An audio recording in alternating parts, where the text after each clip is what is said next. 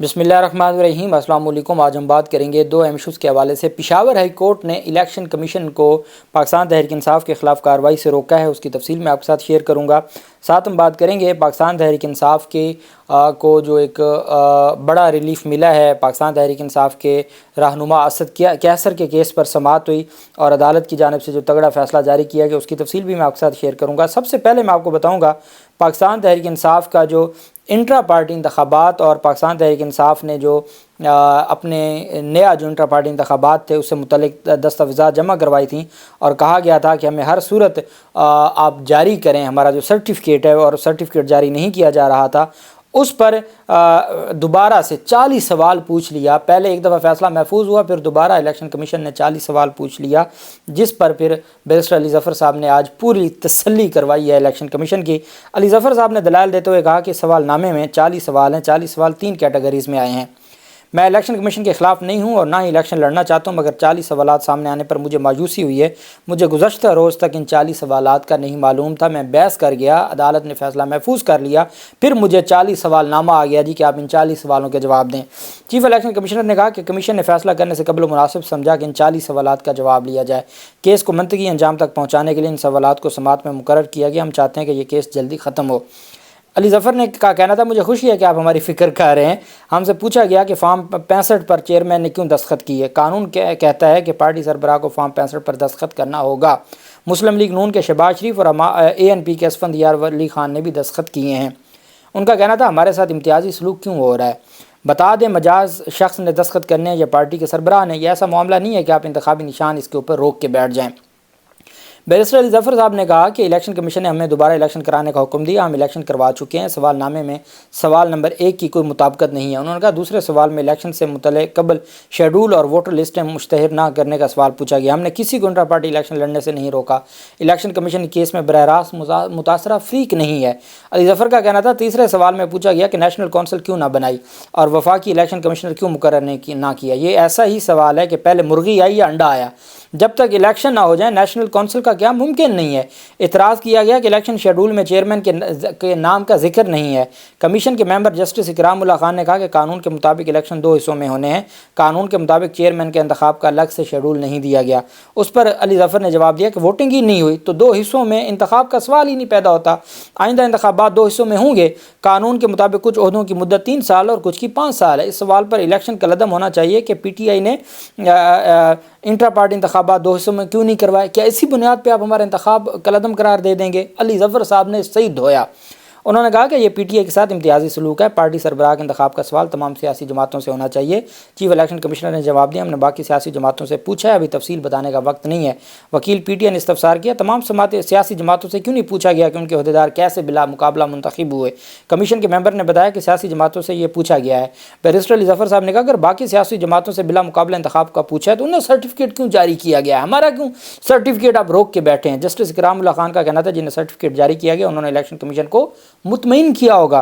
وکیل PTI نے کہا سوال اٹھایا کہ PTI کے انٹرا پارٹی انتخابات کے رولز کی کاپی نہ الیکشن کمیشن میں جمع کرائی گئی نہ ہی ویب سائٹ پر ہے۔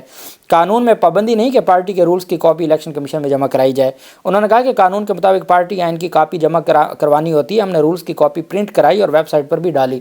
الیکشن کمیشن کی قانونی ٹیم نے کس قانون کے تحت یہ سوالات اٹھائے؟ 175 میں سے صرف 20 سیاسی جماعتوں کی ویب سائٹ ہے، باقی سیاسی جماعتوں کی ویب سائٹ ہی نہیں ہے۔ کمیشن کے رکن نثار دورانی کا کہنا تھا باقی چھوٹی جماعتیں ہوں گی اس لیے ان کی ویب سائٹ نہیں ہوگی، آپ کی جماعت بڑی سیاسی پارٹی ہے اس لیے اس کی ویب سائٹ ہونی چاہیے۔ علی ظفر نے جواب دیا پارٹی چھوٹی ہو یا بڑی قانون سب کے لیے ایک ہی ہونا چاہیے۔ ہم نے 3 دسمبر کو انٹرا پارٹی انتخابات کرائے اور 4 دسمبر کو الیکشن کمیشن میں نتائج جمع کروائے۔ اعتراض اٹھایا گیا کہ جب الیکشن 3 دسمبر کو کروائے تو 4 دسمبر کی تاریخ کیوں درج کی؟ اس اعتراض کی بنیاد پر کیا آپ ہمارا انتخابی نشان روک کے بیٹھ جائیں گے؟ الیکشن کمیشن کی قانونی ٹیم نے ایسے سوالات کن سیاسی جماعتوں سے کیے ہیں جو آپ ہم سے پوچھ رہے ہیں؟ درخواست گزار کے وکیل کا کہنا تھا کہ الیکشن کمیشن کو یہ دیکھنا چاہیے کہ انٹرا پارٹی انتخابات ہوئے یعنی ہمیں سیکیورٹی چاہیے تھی، ہمارے لوگ آتے ہیں اٹھائے جاتے ہیں۔ ہم سے پوچھا گیا کہ کمشنر PTI پشاور ڈویژن سے کیا معلومات لی گئیں، ہم نے election commissioner PTI Peshawar division کو جو لیٹر لکھا وہ الیکشن کمیشن میں ہم نے جمع کروا دیا ہے۔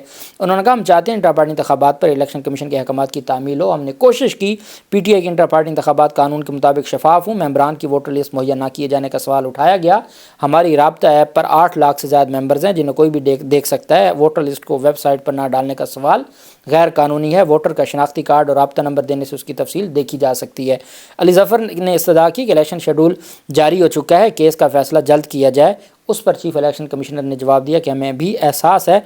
बाद अज़ां उन्होंने फ़ैसला महफूज करते हुए समात मुलतवी कर दी। अब फ़ैसला इसमें भी महफूज हो गया। पाकिस्तान तहरीक इंसाफ के इंटर पार्टी इंतखाबात के ख़िलाफ़ जो 13 दरख्वास्तें थी उन पर भी फ़ैसला महफूज है। अब साथ ही जो मुअज़्ज़ज़ पेशावर हाई कोर्ट है वहाँ पर समात हुई। पेशावर हाई कोर्ट में जो अदालत है उनकी जानिब से अदालत ने इलेक्शन कमीशन को पाकिस्तान तहरीक इंसाफ के ख़िलाफ़ कार्रवाइयों से रोक दिया। ये 2 दरख्वास्तें थीं, एक इंटर पार्टी इंतखाबात की कार्रवाई को और नोटिस को चैलेंज किया था, और दूसरा जो पाकिस्तान तहरीक इंसाफ का इंतखाबी निशान है उससे मुतल्लिक जिस पर आज फ़ैसला महफूज हुए उस नोटिस को भी चैलेंज किया हुआ था कि इलेक्शन कमीशन कहीं हमारे ख़िलाफ़ कोई गलत फ़ैसला ना करे। उस पर जो 2 रुकनी बेंच था, जस्टिस SM अतीक शाह और जस्टिस साहिबजादा असदुल्ला ने समात की। दौरान समात वकील इलेक्शन कमीशन ने कहा कि आज हमने जवाब जमा करवा दिया है, जिस पर बैरिस्टर गौहर अली खान का कहना था हमें भी जवाब की कॉपी फराहम करें जो इलेक्शन कमीशन ने दिया है। जस्टिस SM अतीक शाह ने रिमार्क दिया कि ये आपका कानूनी हक़ है, आपको कॉपी फराहम करेंगे। न्याज़ी साहब को आप पहली बार पेशावर ले आए हैं, न्याज़ी साहब तो अहम शख्सियत है, इन्होंने आपका इलेक्शन कराया है। न्याज़ुल्लाह न्याज़ी साहब जो थे।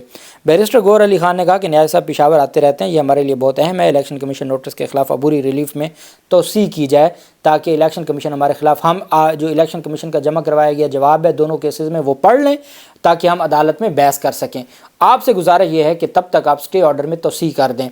तो इलेक्शन कमीशन अदालत ने इलेक्शन कमीशन को PTA इंटर पार्टी इलेक्शन और इंतखाबी निशान केस में 21 दिसंबर तक हतमी फ़ैसला करने से रोकते हुए समात को मुलतवी कर दिया। अब 21 दिसंबर को फ़ाइनल आर्गूमेंट्स होंगे। इलेक्शन कमीशन भी अपना जवाब जमा करवा चुका है, दूसरे जो दरख्वास्त गुजार थे उनको भी नोटिस हो चुका था। अब पेशावर हाई कोर्ट फ़ैसला करेगी कि क्या इलेक्शन कमीशन इन चीज़ों में पढ़ सकता है या नहीं पढ़ सकता, और मैं समझता हूँ कि ये इलेक्शन कमीशन का जो सारे का सारा खेल था वो बेनकाब कर दिया। दूसरी जानिब पेशावर हाई कोर्ट में ही ANP के वकला ने एहतजाज किया। वो आजकल आप जानते हैं कि एक मुहिम चलाई हुई है chief justice Peshawar high court के ख़िलाफ़, और बाकी वहाँ पर अच्छी खासी लड़ाई हुई और एक वकील साहब ज़ख्मी हो गए। ANP की वकला तंजीम है मलगरी वकीलान, उसकी जानिब से एहतजाज किया गया। उन्होंने कहा जी कि मखसूस जमात को मुकदमात में खसूसी रियायत दी जा रही है। जिस जमात को पिछले 6 माह से रगड़ा लगाया जा रहा है और अदालत मजबूर हो गई है उनको रिलीफ देने पे, वहाँ अदालत पर इल्ज़ाम लगाया जा रहा है कि मुकदमात में खसूसी रियायत दी जाती है। मखसूस जमातों को गैर सियासी अदलिया के लिए नाराबाजी की, और उन्होंने जो है वो उस पर फिर ILF के जो वकील थे उन्होंने मुदाखलत की, जिस पर फिर आपस में उनकी लड़ाई हुई और एक दूसरों पर फिर मुक्कों की बारिश हो गई, और फिर इंसाफ लायर्स फोरम के जो सीनियर वकला थे उन्होंने मामले में बीच में पड़े और मामला ख़त्म करवाया। अच्छा, अहम चीज़ वो ये है कि सनम जावेद की जानिब से मरीम नवाज़ के मुकाबले में इंतखाबात लड़ने का ऐलान किया गया है, और उनके वालिद की जानिब से कहा गया है कि हल्का PP 150 से कागजात नामजदगी जो जमा करवाएंगी सनम जावेद, वो जेल से इंतखाबात लड़ेंगी। उन्होंने कहा कि इलेक्शन लड़ने के लिए मुतलका दस्तावेज़ात इकट्ठी कर रहे हैं। सनम जावेद के कागजात नामजदगी हासिल करूँगा। सनम जावेद PTA के टिकट पर इलेक्शन लड़ेंगी। उन्होंने कहा कि सनम जावेद ख़वातीन की मखसूस नशिस्तों पर भी कागजात नामजदगी जमा करवाएंगी और इंतखाबात भी लड़ेंगी और मरीम नवाज़ के मुकाबले में लड़ेंगी। उनके वालिद ने ऐलान कर दिया, और जो इंतखाबात के लिए कागजात नामजदगी है वो हासिल करने के लिए उन्होंने रजू कर लिया। दूसरी जानिब पेशावर हाई कोर्ट में साबिक स्पीकर असद कैसर और मुजाहिद खान की दरख्वास्तों पर समात हुई। चीफ जस्टिस इब्राहिम खान और जस्टिस इश्तियाक इब्राहिम ने समात की। एडवोकेट जनरल अदालती मुआविनीन और वकला अदालत में पेश हुए। इसमें पेशावर हाई कोर्ट ने असद कैसर को तमाम मुकदमात से गिरफ़्तार करने से रोका था, तो इन्होंने 3 MPO में सवाबी DC सवाबी ने इनको 3 MPO में बंद किया हुआ है, उस पर समात थी। Chief justice Peshawar high court ने कहा कि हाई कोर्ट ने ज़मानत दी और फिर मुलज़िम को गिरफ़्तार कर लिया गया। जब जज कहें कि ऑर्डर की खिलाफ वर्जी हुई तो फिर चीफ जस्टिस क्या करेगा। जस्टिस इश्तियाक इब्राहिम ने कहा कि ज़मानत मिलने के बाद भी गिरफ्तारी होती है तो क्या ये पैगाम देना चाहते हैं। चीफ जस्टिस ने कहा हमारी किसी सियासी पार्टी से कोई दिलचस्पी नहीं है, हमने किसी को बचाने या फंसाने के लिए सवालात नहीं कर रहे, हम पर कोई जो भी इल्ज़ाम लगाए उसकी परवाह नहीं है, ये सिर्फ आइन और कानून की पासदारी के लिए कर रहे हैं। जस्टिस इश्तियाक इब्राहिम ने कहा कि यही कल किसी और के साथ होगा। چیف جسٹس نے کہا کہ حلفیہ کہتے ہیں کہ کسی ایک سیاسی جماعت کے لیے ہمدردی نہیں ہے۔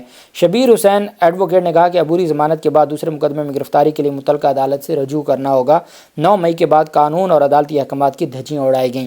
بیرسٹر عامر چمکنی نے کہا کہ پولیس اگر خلاف ورزی کرے تو اس کے لیے بھی رولز میں سزا موجود ہے۔ اینٹی کرپشن میں خلاف ورزی پر توہین عدالت کی کارروائی ہو سکتی ہے۔ ایک مقدمے میں گرفتاری کو دیگر مقدمات میں بھی تصور کیا جائے گا، اور پولیس اپنے ہی جو رولز ہیں ان کی خلاف ورزی کر رہی ہے، اور پولیس کو خلاف ورزی کا کوئی اختیار نہیں ہے، اور پولیس غلط طریقے سے سارے معاملات کو کر رہی ہے۔ پشاور ہائی کورٹ نے اسد کیسر کی نظر بندی کیس میں عدالت نے کہا کہ ڈی سی ایسے آرڈر جاری کریں گے تو پھر ہم ان پر بھاری جرمانہ عائد کریں گے۔ ایڈوکیٹ جنرل کو کہا پشاور ہائی کورٹ نے کہ ڈی سی ثوابی سے کہیں کہ 3 MPO کا آرڈر واپس لیں اور ان کو رہا کریں، اسد کیسر کو، اور ہمیں آگاہ کریں۔ آرڈر واپس نہیں لیتے تو پھر ہم فیصلہ کریں گے، ہم جرمانہ بھی کریں گے اور سخت کارروائی بھی کریں گے۔ ساتھ ہی فیصلہ محفوظ کر لیا۔ انہوں نے کہا آپ کو موقع دیتے ہیں، آپ کے پاس ہے، آپ ان سے بات کر کے ان کو رہا کریں اور اپنا جو آپ نے 3 MPO جاری کیے وہ واپس لیں، نہیں تو پھر ہم نے فیصلہ محفوظ کر لیا، پھر ہم نہ صرف جرمانہ کریں گے بلکہ سخت کارروائی بھی کریں گے، اور پھر نوٹیفیکیشن تو کالعدم ہوگا ہی ہوگا، باقی بھی ہم ڈی سی کے خلاف کارروائی کریں گے۔ یہ معاملہ اب ایسے نہیں چلے گا۔ پشاور ہائی کورٹ آئین قانون کی بالادستی کے لیے ڈٹ گئی ہے، اور وہ ہر صورت اپنے صوبے کی عوام کو بنیادی انسانی حقوق دینے کے لیے اپنی ذمہ داری نبھا رہی ہے۔ اللہ پاک پاکستان کا حامی و ناصر ہو۔ بہت شکریہ۔ اللہ حافظ۔ پاکستان زندہ باد۔